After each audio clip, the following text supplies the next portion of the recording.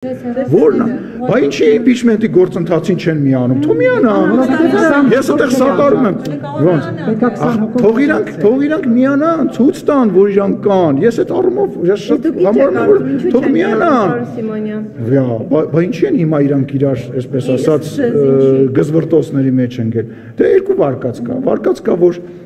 Սերժ Սարգսյանի եւ Ռոբերտ Քոչարյանի մեջ այնուամենայնիվ չի կարող ռեալ գզվրտոց լինի, որտեղ իրանք երկու որակներ են քաղաքական, եւ երկրորդ տարբերակը այն է, որ փորձում են իրարից, այսպես ասած, բան տանել, համակիրներ տանել, որպեսզի գալիք ընտրությունների ժամանակ ավելի շատ ձեն հավաքի, որտեղ իրանց ընտրողների դաշտը զանգվածը նույնն է։